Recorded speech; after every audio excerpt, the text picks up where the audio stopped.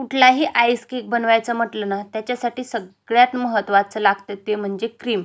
Perfect cream जोपर्यंत बनवून तयार होत नाही ना, तोपर्यंत तुमचा केक जो आहे ना, तो परफेक्ट बनतच नाही. तर केक परफेक्ट बनण्यासाठी आपल्याला क्रीम जी आहे ना, ती परफेक्ट बनवावी लागते. तर त्याच्यासाठी मी जी आहे ना, तर इथं ट्रोपोलाइटची जी क्रीम आहे ना, तर ती बीटिंग मशीनने छान अशी फेटून घेतली. बघू शकता क्रीम परफेक्ट बनून तयार झाली. कसल्याही प्रकारे रेलत वगैरे काहीही नाही. तर माझ्याकडे इथं फिलिप्स कंपनीचं जी बीटिंग मशीन आहे ना, तर ती आहे. मार्केटमध्ये ही 2 ते 2.5 हजारापर्यंत मिळून जाते. तर याला अशा प्रकारचे 4 ब्लेड येतात. हे 2 आणि आणखी 2 जे आहेत ना, असे 4 ब्लेड येतात. ब्लेड लावणं सोपं आहे. फक्त तुम्हाला ठेवायचं आणि प्रेस करायचं आहे.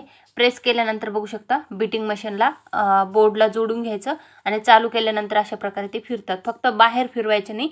आपले ब्लेड जे आहेत ना, ते खराब होतात. त्यानंतर काय करायचं, एका पातेल्यामध्ये पातेलं जे खोल आहे ना, म्हणजे ते उथळ पातेलं असतं ना, त्याच्यामध्ये नाही तर खोल पातेल्यामध्ये आपल्याला क्रीम टाकायची. इथे ट्रोपोलाइटची 1 kgची जी क्रीम असते ना, तर ती मी घेऊन आलेली आहे.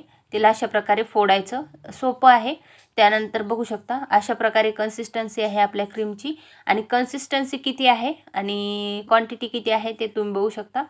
अशा प्रकारे सर्व क्रीम जी आहे ना, तर ती मी एका पातेल्यामध्ये काढून घेतलेली आहे. एवढी कन्सिस्टन्सी आहे.